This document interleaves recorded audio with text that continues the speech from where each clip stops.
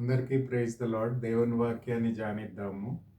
2వ యోహాను సువార్త 3వ యోహాను సువార్త ఈరోజు ధ్యానించాలని నేను తలస్తున్నాను. 2వ యోహాను సువార్త మొదటి 3 వచనాలు మనం చదువుకుందాము. పెద్దనైన నేను ఏర్పరచబడిదైన అమ్మగారికిని ఆమె పిల్లలకి శుభమని చెప్పి రాయున్నది. నేను మాత్రమే కాక సత్యం ఎరిగిన వారందరూ మనలో నిలుచుచు మనతో ఎల్లప్పుడూ ఉండు సత్యమును బట్టి మిమ్మల్ని నిజంగా ప్రేమించుచున్నాము. సత్య ప్రేమలు మన యందు ఉండంగా తండ్రి అయిన దేవుని యొద్ద నుండి తండ్రి యొక్క కుమారుని యొక్క యేసుక్రీస్తు నందుయు కృపయు కనికరమును సమాధానము మనకు తోడగును. ప్రార్థన చేసుకుందాం. దయగలిగిన ప్రభువా, వాక్యాన్ని బట్టి వందనాలు. వాక్యం ద్వారా మాతో మాట్లాడి మమ్మల్ని బలపరచమని, మా ప్రేక్షకులను కూడా దీవించమని, విన్న వాక్యము నీరుగట్టి ఫలింపజేసి మీ నామానికి మహిమ తెచ్చుకొనమని, మాట్లాడుతున్న నన్ను మీ సెలవు చాటును మరుగుపరుచుకొని మీ బిడ్డలకు కావాల్సిన వాక్యాన్ని మీరు అనుగ్రహించి మీరే మహిమ ఘనత ప్రభావాలు పొందుకొనమని నజరేయుడైన యేసు పరిశుద్ధ నామంలో అతి వినయంగా బ్రతిమాలి వేడుకొంచున్నాం తండ్రి. ఆమేన్. ఈ 2వ యోహాను సువార్త 3వ యోహాను సువార్త అపోస్తలుడైన యోహాను రాశారు. దాదాపు 95 ADలో రాశారు. తన వయసు కూడా 80 సంవత్సరాలు పైన ఉన్నప్పుడు ఈ పత్రికలు 2 రాశారు. మరి రెండిట్లోనూ మనం చూసినట్లయితే చిన్న పత్రికలు. 2వ యోహాను సువార్తలో 13 వచనాలు, 3వ యోహాను సువార్తలో కూడా 13 వచనాలు మనం చూస్తున్నాము. కాబట్టి ఈ 2 పత్రికల్లో కొన్ని ప్రాముఖ్యమైన సత్యాలు అపోస్తలుడైన యోహాను మనకు బోధిస్తున్నాడు. ఆ సత్యాలను మనం ఎరిగి మన జీవితానికి అనువర్చుకోవాలని దేవుని వాక్యంలో మనం చూస్తున్నాము. మొట్టమొదటిగా మనం చూసినట్లయితే మన క్రైస్తవ జీవితంలో మనం ఎలా నడవాలి, క్రిస్టియన్ వాక్ ఆఫ్ ఫెయిత్, క్రైస్తవ జీవితంలో మన అనుదిన జీవితంలో మనం ఎలా నడవాలనో అపోస్తలుడైన యోహాను ఈ 2 పత్రికల్లో మనకు తెలియపరుస్తున్నాడు. కాబట్టి మన ఆత్మీయ జీవితంలో యేసు ప్రభువుని ఎవరైతే రక్షకుడిగా ప్రభువుగా స్వీకరించి అంగీకరించిన వారు క్రైస్తవ నడక ఎలా నడవాలి అనేది ఈ 2 పత్రికల్లో మనం గమనిస్తున్నాము. మొట్టమొదటిగా మనం చూసినట్లయితే వాకింగ్ ఇన్ ట్రూత్, సత్యంలో నడువుట అనే అంశాన్ని మనం గమనిస్తాం. 2వ యోహాను సువార్త మొదటి 4 వచనాల్లోనూ మరి అలాగే 3వ యోహాను సువార్త 3-4 వచనాల్లోనూ ఈ సత్యాన్ని మనం చూస్తాం. అంటే సత్యంలో నడవాలి, వాకింగ్ ఇన్ ట్రూత్ అనే మాటను మనం గమనిస్తాం. సత్యంలో నడిచే వారంగా ఉండాలి. ఎందుకంటే మరి దేవుని వాక్యంలో చూసినప్పుడు యోహాను సువార్త 14:6లో యేసు ప్రభు ఏమన్నాడంటే, నేనే మార్గము సత్యము జీవమునై ఉన్నాను అని చెప్పాడు. అంటే నా ద్వారా తప్ప తండ్రి వద్దకు ఎవరు కూడా రాలేరు అని చెప్పాడు. అంటే జీసస్ ఈజ్ ద ట్రూత్, అంటే హీఈస్ ద అబ్సల్యూట్ ట్రూత్. ఆయన వ్యక్తిని, యేసు ప్రభువుని మనం వ్యక్తిగతంగా ఎరగడం అంటే సత్యాన్ని ఎరగడము అన్నది దేవుని వాక్యంలో మనకు తెలియపరచబడ్డది. అందుకని 1వ యోహాను సువార్త 5వ అధ్యాయం 20వ వచనంలో కూడా యోహాను ఏమంటాడంటే, సత్యవంతుడైన దేవుడు యేసు ప్రభు అని చెప్తాడు. కాబట్టి యేసు ప్రభు సత్యవంతుడైన దేవుడు. అలాగే యోహాను సువార్త 16-13లో మనం చూసినట్లయితే సత్యవంతమైన ఆత్మ, సత్య ఆత్మ, పరిశుద్ధాత్మ, సత్యమైన ఆత్మ అని తెలియపరచబడ్డది. అలాగే యోహాను సువార్త 17:17లో దేవుని వాక్యము సత్యము. కాబట్టి యేసు ప్రభు సత్యవంతుడైన దేవుడు, పరిశుద్ధాత్మ సత్యవంతమైన ఆత్మ, అలాగే దేవుని వాక్యం సత్యవాక్యము అని దేవుని వాక్యంలో మనం చూస్తున్నాం. కాబట్టి యేసు ప్రభువుని ఎవరైతే రక్షకుడిగా ప్రభువుగా స్వీకరిస్తారో వారు సత్యాన్ని ఎరుగుతారు. కాబట్టి సత్యవంతుడైన దేవుణ్ణి అంగీకరిస్తారు. కాబట్టి తండ్రి అయిన దేవుడు, కుమారుడైన దేవుడు, పరిశుద్ధాత్మ త్రియేక దేవుణ్ణి, సత్య స్వరూపుడైన దేవుణ్ణి మనం ఎరుగుతాము అని దేవుని వాక్యంలో మనం చూస్తున్నాం. యేసు ప్రభువుని ఎరుగుట ద్వారా మనం వ్యక్తిగతంగా మన రక్షకుడిగా ప్రభువుగా ఎరుగుట ద్వారా మనం సత్యంలోనికి ప్రవేశిస్తాము అని దేవుని వాక్యం మనకు తెలియపరుస్తుంది. We will know the absolute truth, నిజమైన సత్యాన్ని మనం ఎరగగలుగుతాము. అంతేకాకుండా ఎప్పుడైతే యేసు ప్రభువుని మన రక్షకుడిగా ప్రభువుగా స్వీకరిస్తామో మనం దేవుని ఆత్మను పొందుతాము. We will receive the gift of Holy Spirit. పరిశుద్ధాత్మ వరాన్ని పొందుకుంటాము. ఈ ఆత్మ సత్యమైన ఆత్మ కాబట్టి, దేవుని ఆత్మ సత్యాత్మ కాబట్టి సర్వసత్యంలోనికి మనని నడిపిస్తుంది అని దేవుని వాక్యంలో యోహాను సువార్త 16:13లో మనం చూస్తాము. అంతేకాకుండా బైబిల్ దేవుని వాక్యము సత్యవాక్యము. యోహాను సువార్త 17:17లో మనం చూస్తాము. కాబట్టి సత్యం ద్వారా మనము సర్వసత్యంలోనికి నడిపించబడతాము. అంటే త్రియేక దేవుణ్ణి మనం కలిగి ఉండడమే కాకుండా ఆత్మ, పరిశుద్ధాత్మ మనకు దేవుని వాక్యాన్ని వివరిస్తూ సర్వసత్యంలోనికి మన నడిపిస్తాడు అని దేవుని వాక్యం చెప్తుంది. అలాగే యోహాను సువార్త 8:31-32లో యేసు ప్రభు దగ్గరికి కొంతమంది యూదులైన శిష్యులు ఆయన దగ్గరికి వస్తారు.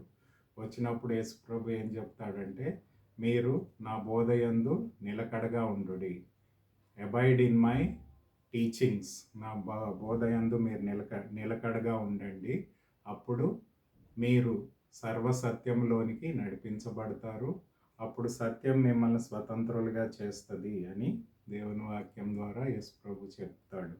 కాబట్టి మనం యేసు ప్రభువుని రక్షకుడిగా ప్రభువుగా ఎరుగుట ద్వారా సత్యాన్ని తెలుసుకుంటాము. సత్యవంతమైన ఆత్మ మనని దేవుని వాక్యంలో ఉండే సత్యాన్ని మనకు బయలుపరుస్తుంది. మనం సర్వసత్యాన్ని ఎరిగిన వారమే సత్యం ద్వారా మనం స్వతంత్రులుగా చేయబడతాము అని దేవుని వాక్యం మనకు బోధిస్తుంది. అంతేకాకుండా ఎప్పుడైతే దేవుని సత్యాన్ని మనం ఎరిగి సత్యం ద్వారా స్వతంత్రులుగా చేయబడతామో అప్పుడు మనం దేవుని యొక్క కృపను, కనికరమును, సమాధానమును కూడా పొందుకుంటాము అని దేవుని వాక్యం మనకు బోధిస్తుంది. కాబట్టి క్రైస్తవ విశ్వాసిగా మనం సత్యంలో నడవాలి. We must walk in truth. కాబట్టి సత్యమైన దేవుణ్ణి, సత్యవంతమైన ఆత్మని, సత్యవాక్యాన్ని మనం అంగీకరించి, విశ్వసించి, అంగీకరించి దాని ద్వారా మనం నడిపించబడినప్పుడు మనము సత్యాన్ని ఎరగడమే కాకుండా స్వతంత్రులుగా చేయబడతాము. దేవుని యొక్క కృపను, కనికరాన్ని, సమాధానాన్ని కూడా మన జీవితంలో పొందుకుంటాము అని దేవుని వాక్యం మనకు బోధిస్తుంది. కాబట్టి సత్యంలో నడవాల్సిన వారమై ఉన్నాము అని దేవుని వాక్యం మొట్టమొదటిగా మనకు బోధిస్తుంది.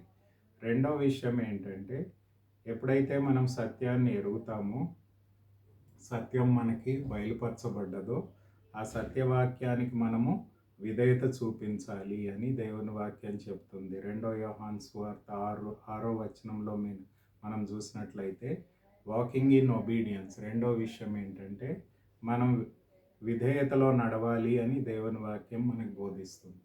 We must walk in truth. సత్యాన్ని మనం ఎరిగిన వారమై, సత్యంలో మనం నిలిచిన వారమై, సత్యం ద్వారా స్వతంత్రులుగా చేయబడ్డమే కాకుండా సత్యాన్ని ఎరిగిన మనము వాక్ ఇన్ ఒబీడియన్స్, విధేయతతో కూడిన నడకను మనం కలిగి ఉండాలి అని అపోస్తలుడైన యోహాను మనకు బోధిస్తున్నాడు. కాబట్టి we must walk in obedience. మరి ఎప్పుడైతే దేవుని వాక్యాన్ని వింటామో వినుట వలన విశ్వాసం కలుగును అని రోమీయులకు రాసిన గ్రంథం 10:17లో మనం చూస్తాము. అంతేకాకుండా ఎప్పుడైతే యేసు ప్రభువుని మన హృదయంలో చేర్చుకొని మన నోటితో ఒప్పుకుంటామో అప్పుడు దేవుని యొక్క రక్షణను మనం పొందుకుంటాము. అంతేకాకుండా యేసు ప్రభువుని ఎరుగుట ద్వారా మనము ఆయన్ని ప్రేమించే వారంగా ఉండాలి, ఆయన్ని హత్తుకునే వారంగా ఉండాలి. అయితే ఆయనను ప్రేమించేవారు యోహాను సువార్త 14:15 ఏం చెప్తుందంటే, నన్ను ప్రేమించువారు నా ఆజ్ఞలను గైకొందురు అని దేవుని వాక్యంలో రాయబడి ఉంది. కాబట్టి దేవుణ్ణి ఎరిగిన వారు దేవుని వాక్యానికి విధేయత చూపించాలి అని దేవుని వాక్యం చెప్తుంది. యోహాను సువార్త 15:9-10లో కూడా యేసు ప్రభు అదే మాటని చెప్తాడు. ఏమంటాడంటే శిష్యులతోని, నేను నా తండ్రి ఆజ్ఞలను గైకొని ఆయన ప్రేమయందు నిలిచి ఉన్న ప్రకారము మీరును నా ఆజ్ఞలను గైకొని నా ప్రేమయందు నిలిచి ఉండండి అని చెప్తున్నాడు. కాబట్టి విధేయత చూపించడం అనేది దేవుడు కోరే ప్రాముఖ్యమైన రెండో లక్షణం. We must walk in obedience. విధేయతతో కూడిన నడకను మనం కలిగి ఉండాలి. సత్యవాక్యాన్ని ఎరగడమే కాకుండా, అంగీకరించడమే కాకుండా, మనం అనుదినము మన జీవితంలో వాక్యానికి విధేయత చూపించి వాక్యానికి విరుద్ధమైన జీవితాన్ని విసర్జించి వాక్యానికి విధేయతతో కూడిన జీవితాన్ని జీవించినప్పుడు దేవుని ద్వారా మనం ఆశీర్వదింపబడతాము అని దేవుని వాక్యంలో మనం చూస్తున్నాము.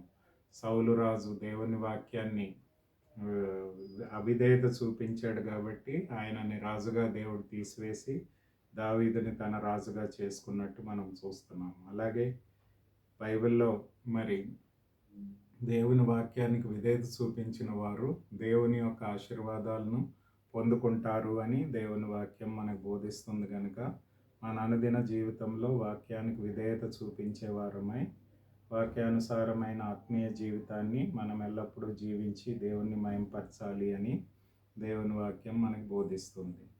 అంతేకాకుండా మూడవ విషయం ఏంటంటే వాకింగ్ ఇన్ లవ్, ప్రేమలో నడవాలి అని దేవుని వాక్యంలో అదే 2 యోహాను 5-6 వచనాల్లో, అదే 3 యోహాను 6 వచనంలో అపోస్తలుడైన యోహాన్ చెప్తున్నాడు. మరి దేవుని ప్రేమలో నడవాలి అని దేవుని వాక్యం మనకు బోధిస్తుంది. మరి మనం ముగ్గురు అపోస్తలుని చూస్తాం ప్రాముఖ్యంగా న్యూ టెస్ట్మెంట్లో. మొట్టమొదటిగా పేతుల్ని చూస్తాము. ఆయన అపోజల్ ఆఫ్ హోప్ అని మనం ఎరుగుతాము. అంటే ఆయన నిరీక్షణకి అపోస్తలుడు అని పేరు పెట్టబడ్డాడు. అలాగే అపోస్తలుడైన Paul is the apostle of faith, విశ్వాసానికి అపోస్తలుడు అని పేరు పెట్టబడ్డది. మరి యోహాను పత్రికలో మనం చూస్తే ఎక్కువగా యోహాను సువార్త కావచ్చు, 1 యోహాను, 2 యోహాను, 3 యోహానులో కూడా మనం చూసినట్లయితే is the apostle of love, ప్రేమకి అపోస్తలుడుగా ఉన్నాడు. కాబట్టి దేవుని ప్రేమను ఎక్కువగా వర్ణించి ప్రేమయందు మనం నిలిచి ఉండాలి, ప్రేమలో నడవాలి అనే అంశాన్ని ఎక్కువగా బోధించినట్టు మనం చూస్తున్నాం. మరి దేవుని ప్రేమలో మనం నిలిచి ఉండాలి, నడవాలి అన్నట్టు ఉద్దేశంలో మనం చూసినట్లయితే దేవుని ప్రేమ అగాపే ప్రేమ మనందరికీ తెలుసు. 1 యోహాను పత్రిక 4:10లో యేసు ప్రభు యొక్క ప్రేమను మనం చూస్తాము. అయితే ఆయన మనల్ని ఎలా ప్రేమించాడు అనే అంశాన్ని మనం చాలాసార్లు గమనిస్తూ ఉంటాం. అక్కడ ఏముందంటే మనము దేవుని ప్రేమిస్తామని కాదు కానీ తానే మనలను ప్రేమించి మన పాపములకు ప్రాయశ్చితమై ఉండుటకు తన కుమారుని పంపెను, ఇందులో ప్రేమ ఉన్నది. అంటే దేవుని ప్రేమ అగాపే ప్రేమ, అంటే డివైన్ లవ్. అన్నిటికంటే ఎక్కువగా దేవుడు మనల్ని ప్రేమించాడు. కాబట్టి ఆయన అగాపే ప్రేమను మనం పొందుకున్నాం. కాబట్టి మనం కూడా ఆయన ప్రేమలో నడిచే వారంగా ఉండాలి అని దేవుని వాక్యం చెప్తుంది. మరి దేవుని ప్రేమలో ఎలా నడవగలము అన్న అంశాన్ని చూసినట్లయితే we must surrender our will to God, మన చిత్తాన్ని దేవునికి సమర్పించాలి. మరి యోహాను సువార్త 6:38లో చూసినట్లయితే యేసు ప్రభు ఎందు నిమిత్తం ఈ లోకానికి వచ్చాడో అందులో మనకు వర్ణించబడ్డది. ఏమని ఉందంటే యోహాను సువార్త 6:38 వచనంలో యేసు ప్రభు ఏం చెప్తాడంటే, నేను నా ఇష్టాన్ని జరిగించుకోవడానికి, చూడండి యోహాను సువార్త 6:38, నా ఇష్టంను నెరవేర్చుకుంటకు నేను రాలేదు, నన్ను పంపిన వాని చిత్తంను నెరవేర్చుటకై పరలోకము నుంచి దిగి వచ్చి తిని. అంటే యేసు ప్రభు పరలోకము నుంచి నరావతారిగా ఈ భూలోకానికి ఎందుకు రావాల్సి వచ్చిందంటే ఆయన తండ్రి చిత్తాన్ని సంపూర్ణంగా నెరవేర్చడానికి ఈ భూలోకానికి వచ్చాను అని దేవుని వాక్యంలో యేసు ప్రభు మనకు తెలియపరుస్తున్నాడు. కాబట్టి మనం త్రియేక దేవుణ్ణి నమ్ముకున్న మనం కూడా దేవునికి మన చిత్తాన్ని సమర్పించుకోవాలి అని దేవుని వాక్యం మనకు బోధిస్తుంది.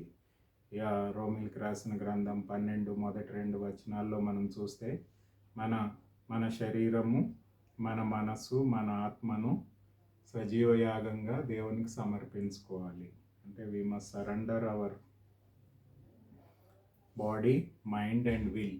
మనం మన యొక్క శరీరము, మన యొక్క మనసు, మన యొక్క చిత్తము సంపూర్ణంగా దేవునికి సమర్పించుకున్నప్పుడు దేవుని ప్రేమలో మనం నడవగలుగుతాము అని దేవుని వాక్యం చెప్తుంది. ఎందుకంటే పాత నిబంధనలో మనం చూసినట్లయితే ఏదైనా దేవుణ్ణి ఆరాధించాలి అనుకున్నా దేవునికి అర్పణలు తీసుకురావాలి, అంటే ఆఫరింగ్స్ తీసుకురావాలి. అయితే కొత్త నిబంధనలో దేవుణ్ణి మనం ఆరాధించాలంటే మనని మనము అంటే మన శరీరము, మన మనస్సు, మన చిత్తము దేవునికి సమర్పించుకున్నప్పుడే దేవుణ్ణి మనం ఆరాధించగలుగుతాం. అంటే పాత నిబంధనలో ఉండే విశ్వాసులు డబ్బులతో దేవుణ్ణి ఆరాధించారు, ఆఫరింగ్స్తో ఆరాధించారు. ఇప్పుడైతే మనము ఆత్మతో సత్యంతో అంటే మన శరీరము, మనసు, మన చిత్తము దేవునికి సమర్పించుకొని ఆత్మతో సత్యంతో మమ్మల్ని మనం ఆరాధించాలి. అందుకని రోమేల్కి రాసిన గ్రంథం 5:5లో ఏముందంటే, ఎప్పుడైతే యేసు ప్రభుని మనము ఆత్మీయంగా ఆరాధిస్తామో దేవుడు తన పరిశుద్ధాత్మ ద్వారా దేవుని ప్రేమ మన హృదయంలో కుమ్మరింపబడుతుంది. We will receive the divine love of God into our hearts. అప్పుడు మనం దేవుణ్ణి ప్రేమించగలుగుతాము, మన సోతి సహోదరులను కూడా మనం ప్రేమించగలుగుతాం. కాబట్టి మనము దేవుని ప్రేమను మనం ఎరిగిన వారమై దేవునికి మన చిత్తాన్ని, మన శరీరాన్ని, మనసుని సమర్పించుకోవడం ద్వారా దేవుని అగాపే ప్రేమను మన హృదయంలో కుమ్మరింపబడుతుంది. అంతేకాకుండా మనం దేవుని ప్రేమలో మనం నడవగలుగుతాము అని దేవుని వాక్యం మనకు బోధిస్తుంది. కాబట్టి సత్యంలో నడవాలి, సర్వసత్యంలోనికి నడిపించబడాలి. అంతేకాకుండా దేవుని సత్యానికి మనం విధేయత చూపించే వారంగా ఉండాలి. మూడవదిగా దేవుని ప్రేమతో మనం నింపబడిన వారమై దేవుని ప్రేమలో మనం నడిచే వారంగా ఉండాలి అని దేవుని వాక్యం మనకు బోధిస్తుంది. నాలుగవ విషయం ఏంటంటే వాకింగ్ విత్ డిజర్న్మెంట్, అంటే మంచి చెడుల విశ్లేషణతో మనం నడవాలి అని దేవుని వాక్యం చెప్తుంది. 2 యోహాను పత్రిక 7-11 వచనాలు చదివినా కానీ, 3 యోహాను 11 వచనం చదివినా కానీ మనకి తెలిసేది ఏంటంటే we must walk with discernment, మంచి చెడుల విశ్లేషణతో మనం నడవాలి అని దేవుని వాక్యం మనకు బోధిస్తుంది. మరి అనేక మంది యోహాను స్థిరపరిచిన సంఘాలన్నిటిలో కూడా అబద్ధ ప్రవక్తలు ప్రవేశించి ఏమంటున్నారంటే యేసు ప్రభు శరీరధారిగా ఈ లోకానికి రాలేదు అని అబద్ధ బోధ చేస్తున్నారు. కాబట్టి ఈ అబద్ధ బోధ ద్వారా కొంతమంది విశ్వాసులు తప్పిపోవడానికి అవకాశం ఉంది. కాబట్టి యోహాను ఏం చెప్తున్నాడంటే మనము అబద్ధ బోధకుల్ని విసర్జించాలి. వాళ్ళని మన సహవాసంలో చేర్చుకోవద్దు, మనం వాళ్ళకి ఆతిథ్యం ఇవ్వకూడదు, వాళ్ళ నుంచి మనం వేరు చేయబడాలి, వాళ్ళని మన సమాజంలోంచి సహవాసంలోంచి దూరపరచాలి.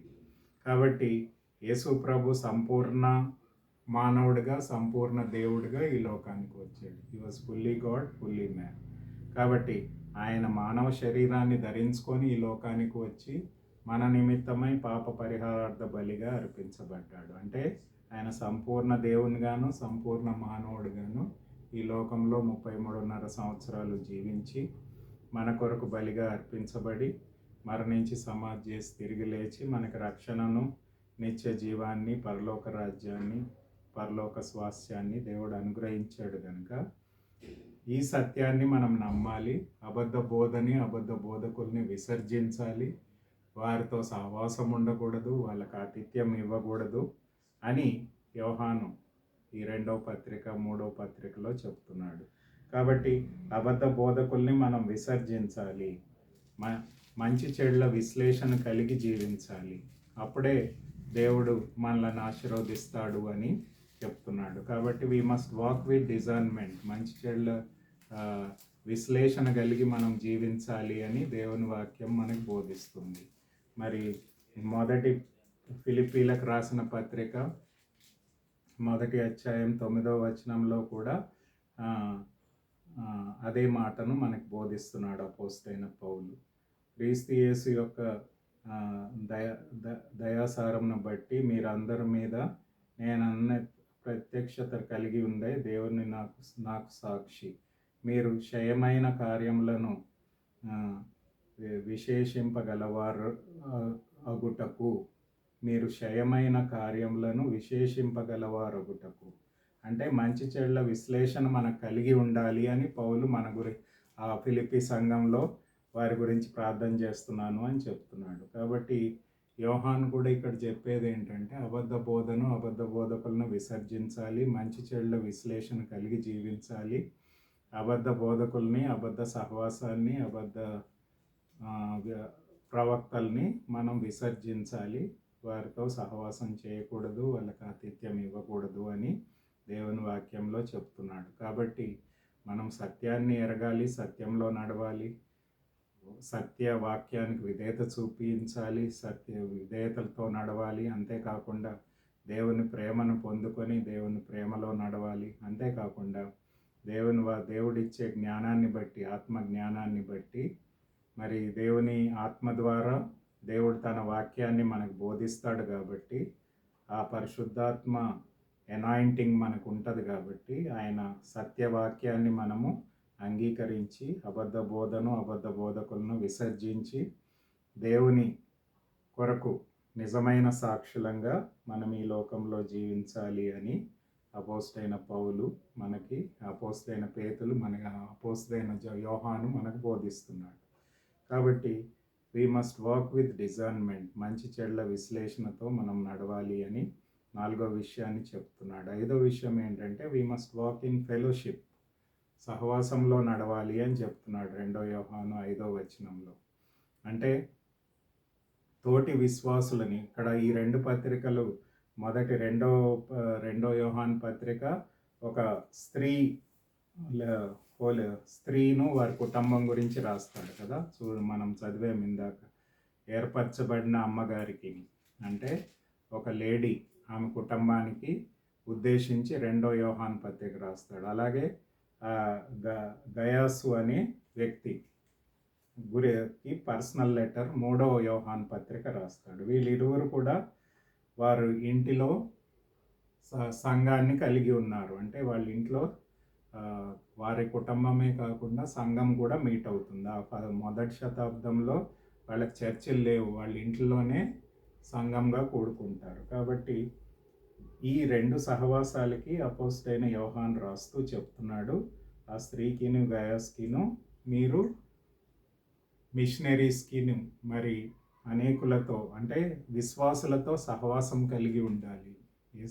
Vertical and horizontal relationship. చూడండి, దేవునితో మనం సహవాసం కలిగి ఉండాలి, తోటి విశ్వాసులతో కూడా సహవాసం కలిగి ఉండాలి. అపోస్తల కార్యం 2:42లో మనం చూసినట్లయితే, అక్కడ మొట్టమొదటిగా పెంటెకోస్తు దినాన్న ఎప్పుడైతే దేవుడు తన ఆత్మను కుమ్మరించాడో ఆ 120 మందికి వాళ్ళకి వాక్యం చెప్పినప్పుడు 3,000 మంది రక్షింపబడ్డారు, బాప్టిజం తీసుకున్నారు. ఈ 3,000 మంది 3,120 మంది ప్రతిరోజు సహవాసమందు, మరి అపోస్తుల బోధ యందును, సహవాసమందును, రొట్టె విరుచుటి యందును, ప్రార్థన యందును ఎడతెగక ఉన్నారు అని దేవుని వాక్యంలో అపోస్తుల కార్యం 2:42లో మనం చూస్తున్నాం.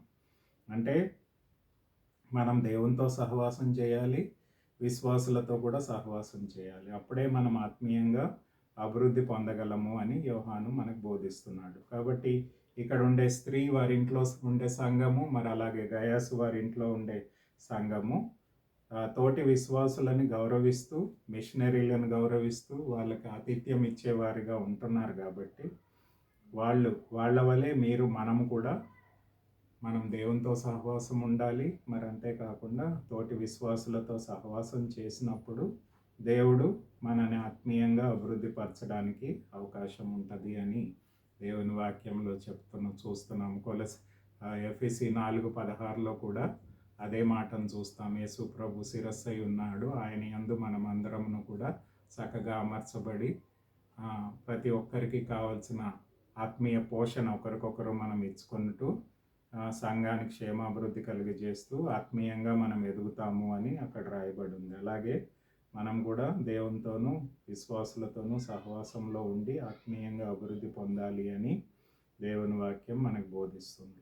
6వ విషయం ఏంటంటే క్రిస్టియన్ హాస్పిటాలిటీ, ఆతిథ్యం ఇచ్చే వారంగా ఉండాలి అని యోహాను మనకు బోధిస్తున్నాడు. మరి ఇందాక చెప్పినట్టు ఆ స్త్రీ యొక్క కుటుంబము, మరి గయాసు యొక్క కుటుంబము వారి ఇంట్లో ఉండే సంఘాలకి వారు విశ్వాసులని ప్రేమించేవారిగా, వారికి ఆతిథ్యం ఇచ్చేవారిగా ఉన్నారు అని దేవుని వాక్యం చెప్తుంది. కాబట్టి దే షోడ్ హాస్పిటాలిటీ.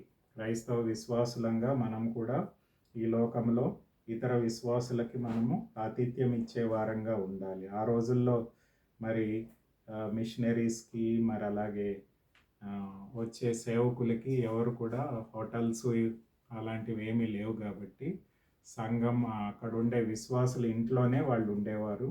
వాళ్ళ ద్వారా ఆతిథ్యం పొంది దేవుని పరిచర్య చేసేవారు. కాబట్టి మనం క్రైస్తవ విశ్వాసులంగా క్రైస్తవులకి ఆతిథ్యం ఇచ్చే వారంగా ఉండాలి. మరి లూకాసు వార్త 10:38లో మనం చూస్తాము, Mary, Martha, Lazarus. Mary Martha వారి గృహాన్ని ఓపెన్ చేసి యేసు ప్రభువుని ఆహ్వానించింది. మరి యేసు ప్రభు తన శిష్యులతో కలిసి అనేక సార్లు మేరీ, మార్త, లాజర్ బేతనీ అనే ఊర్లో యెరూషలేంకి 2 మైళ్ళ దూరంలో ఉండే ఆ యొక్క చిన్న ఊర్లో మేరీ, మార్త, లాజర్ ఇంటికి తరచుగా వెళ్ళి అక్కడ ఆయన వారి దగ్గర విశ్రాంతి తీసుకోవడము, వారితో సహవాసం చేసేవాడిగా ఉన్నట్టు మనం వాక్యంలో చూస్తాం. కాబట్టి క్రిస్టియన్ హాస్పిటాలిటీ కూడా చాలా ప్రాముఖ్యమైన విషయం. ఈ లోకంలో మనము క్రైస్తవ విశ్వాసులంగా తోటి విశ్వాసులను మనం ప్రేమించడమే కాకుండా సేవకులకి మరి విశ్వాసులకి మనం ఆతిథ్యం ఇచ్చే వారంగా మన గృహాన్ని దేవుని యొక్క పరిచర్యకి తెరిచే వారంగా దేవుని సేవకి మనము అనుగుణంగా మన కుటుంబము, మన ఇల్లు, మనకుండే సమస్తము మనం వినియోగించే వారంగా ఉండాలి అని దేవుని వాక్యం మనకు బోధిస్తుంది. మరి ఇక్కడ ఉండే ఆ స్త్రీను వారి కుటుంబము, మరి అలాగే గయాస్ వారి కుటుంబము దేవుని బిడ్డలకు ఆతిథ్యం ఇచ్చేవారుగా ఉన్నారు, మిషనరీస్కి ఆతిథ్యం ఇచ్చేవారుగా ఉన్నారు, సేవను ప్రోత్సహించేవారుగా ఉన్నారు. మరి మనం కూడా అదే అంశాన్ని మనం కలిగి ఉండాలి. అందుకనే రోమీయులకు రాసిన గ్రంథం 12వ అధ్యాయము 13వ వచనంలో కూడా పౌలు అదే చెప్తాడు, యు ప్రాక్టీస్ హాస్పిటాలిటీ, అంటే ఆతిథ్యం ఇచ్చేది మీరు అలంకరించుకోనండి, మీరు చేయండి అని పౌలు మనకు బోధిస్తున్నాడు. కాబట్టి మనం కూడా ఈ గయాస్ వలె మరి ఆ స్త్రీ యొక్క కుటుంబం వలె మనము ఇతరులని దేవుని యొక్క సన్నిధిని బట్టి, దేవుని యొక్క ప్రేమను బట్టి వారిని ప్రేమించి మన ఇంట్లోకి ఆహ్వానించి వారికి ఆతిథ్యం ఇచ్చే వారంగా ఉండాలి అని దేవుని వాక్యం బోధిస్తుంది. 7వ విషయం ఏంటంటే walking in Joy, fullness of joy. దేవుని యొక్క ఆనందంతో మనం జీవించాలని దేవుని వాక్యం చెప్తుంది. అంటే ఎప్పుడైతే సత్యములో నడుస్తామో, అంటే when we walk in truth, ఎప్పుడైతే దేవుని వాక్యానికి విధేయత చూపిస్తామో, when we walk in obedience, అంతేకాకుండా ఎప్పుడైతే దేవుని ప్రేమలో నడుస్తామో, when we walk in love, అంతేకాకుండా ఎప్పుడైతే మనము మంచి చెడుల విశ్లేషణతో నడుస్తామో, అంతేకాకుండా మనం ఎప్పుడైతే సహవాసంతో నడుస్తామో, సహోదర ప్రేమను కలిగి నడుస్తామో, అంతేకాకుండా ఆతిథ్యం ఇచ్చే వారంగా ఉంటాము, అప్పుడు ఏమవుతుందంటే we will walk in fullness of Joy. నిత్యమైన ఆనందంతో మనము జీవించగలుగుతాము. 2వ యోహాను పత్రిక 4:12 వచనాల్లో, అలాగే 3వ యోహాను 4వ వచనంలో యోహాను అదే చెప్తున్నాడు, నేను మీరు చేసే పరిచర్యను బట్టి నేను నిత్యమైన ఆనందాన్ని కలిగి ఉన్నాను. కాబట్టి యేసు ప్రభు బిడ్డలంగా ఆయనను అంగీకరించిన వారంగా మనం నిత్యమైన ఆనందాన్ని ఎల్లప్పుడూ కలిగి ఉండాలి. మరి కీర్తన 16:11 వచనంలో అదే మాటను మనం చూస్తాం కదా, దేవుని సన్నిధిలో నిత్యమైన ఆనందం ఉంది అనే అంశాన్ని మనం గమనిస్తాం. చూడండి, కీర్తన 16వ అధ్యాయము, కీర్తన 16:11 వచనంలో ఈ మాటను మనం చూస్తాం. కీర్తన 16:11, Psalm 16:11. జీవ మార్గమును నీవు నాకు తెలియజేసేదవు, నీ సన్నిధిని సంపూర్ణ సంతోషం గలదు, నీ కుడి చేతిలో నిత్య సుఖములు కలవు. నీ సన్నిధిలో సంపూర్ణ సంతోషం కలదు. కాబట్టి in the presence of God there is fullness of joy. దేవుని సన్నిధిలో, అంటే త్రియేక దేవుణ్ణి మనం కలిగి ఉంటే పరిస్థితులు వ్యతిరేకంగా ఉన్నా ఎలా ఉన్నా కానీ మనం నిత్యమైన ఆనందంతో జీవించాలి అని అపోస్తలుడైన యోహాను మనకు బోధిస్తున్నాడు. ఫిలిప్పీ 4:4లో కూడా పౌలు అదే మాటను చెప్తాడు, rejoice in the lord always, again I say rejoice. అంటే ప్రభునందు ఆనందించండి, మరలా చెప్పుదును ఆనందించుడి. అంటే యేసు ప్రభుని మనం రక్షకుడిగా ప్రభువుగా కలిగి ఉండి ఆయన యందు విశ్వాసం ఉంచి ఆయన వాక్యానికి విధేయత చూపించి ఆయన ప్రేమను వాత్సల్యత మనం కలిగి ఉన్నప్పుడు నిత్యమైన దేవుని ఆనందాన్ని మనం పొందుకోగలుగుతాము అని దేవుని వాక్యం మనకు బోధిస్తుంది. యెషయా గ్రంథం 35 చివరి వచనంలో కూడా అదే మాటను మనం గమనిస్తాం. దేవుని సన్నిధిలో చేరేవారు నిత్యమైన ఆనందంతో వారు ప్రవేశిస్తారు అనే అంశాన్ని మనం అక్కడ చూస్తాం యెషయా గ్రంథం 35 చివరి వచనంలో. కాబట్టి అలాంటి జీవితాన్ని మనం కలిగి ఉండాలి. కాబట్టి యెహోవా విమోచించువారు పాటలు పాడుచు తిరిగి సియోనునకు వచ్చెదరు. యెషయా గ్రంథం 35 10వ వచనం. సియోనునకు వచ్చెదరు, వారి తల మీద నిత్యం ఆనందం ఉండును, వారి ఆనంద సంతోషము గలవారై వచ్చెదరు, దుఃఖమును నిట్టూర్పు ఎగిరిపోవును. అంటే పరలోకంలోనే ఈ లోకంలోనూ పరలోకం, ఈ రాబోయే లోకం పరలోకంలోనూ మనం నిత్యమైన ఆనందంతో జీవించగలుగుతాము అని దేవుని వాక్యం మనకు బోధిస్తుంది. కాబట్టి 7 సత్యాలు మనకు 2 యోహాను 3 యోహానులో గమనిస్తున్నాము. వాకింగ్ ఇన్ ట్రూత్, సత్యంలో నడవాలని చెప్తున్నాడు. వాకింగ్ ఇన్ ఒబీడియన్స్, విధేయతతో నడవాలని చెప్తున్నాడు. వాకింగ్ ఇన్ లవ్, ప్రేమలో నడవాలని చెప్తున్నాడు. వాకింగ్ విత్ డిజర్న్మెంట్ అంటే మంచి చెడుల విశ్లేషణతో నడవాలని చెప్తున్నాడు. 5వది వాకింగ్ ఇన్ ఫెలోషిప్, సహవాసంతో నడవాలని చెప్తున్నాడు. వాకింగ్ విత్ క్రిస్టియన్ హాస్పిటాలిటీ అంటే మనము క్రైస్తవ ఆతిథ్యం ఇచ్చే వారంగా ఉండాలని చెప్తున్నాడు. అంతేకాకుండా వాకింగ్ ఇన్ జాయ్, ఆనందంగా నిత్యమైన ఆనందాన్ని, సంపూర్ణమైన ఆనందాన్ని దేవుని ద్వారా మనము ఎల్లప్పుడూ కలిగి ఉండాలి అని యోహాను మనకు బోధిస్తున్నాడు. కాబట్టి 7 సత్యాలను మనం ఎరిగిన వారమై మనం కూడా దేవుని సర్వసత్యంలోనికి నడిపించబడాలి, సంపూర్ణంగా వాక్యానికి విధేయత చూపించాలి, దేవుని ప్రేమతో నింపబడిన వారమై సహోదర ప్రేమను కలిగి జీవించాలి, మంచి చెడుల విశ్లేషణతో దేవుణ్ణి సంతోషపరిచే వారంగా జీవించాలి, దేవునితో మనుషులతో విశ్వాసులతో సహవాసం చేసే వారంగా ఉండాలి, మరి విశ్వాసులకి మిషనరీస్కి మనం ఆతిథ్యం ఇచ్చే వారంగా ఉండాలి, పరిపూర్ణమైన ఆనందంతో మనం ఎల్లప్పుడూ జీవించాలి అని దేవుని వాక్యం మనకు బోధిస్తుంది. ఇలాంటి జీవితం ద్వారా దేవుడు మన జీవితంలో కోరుతున్నాడు. కాబట్టి ఎప్పుడైతే ఇలా మనం జీవిస్తామో దేవుణ్ణి మనం మహిమపరచగలుగుతాము, మన ద్వారా దేవునికి మహిమ ఘనత కలుగుతుంది, దేవుని యొక్క ఆశీర్వాదాలను మన జీవితంలో అనుభవించగలుగుతాము. కాబట్టి 7 సత్యాలను మనం ఎరిగి అంగీకరించి విధేయత చూపించి దాని ద్వారా ఆశీర్వదింపబడాలి అని దేవుని వాక్యం చెప్తుంది. ప్రార్థన చేసుకుందాం.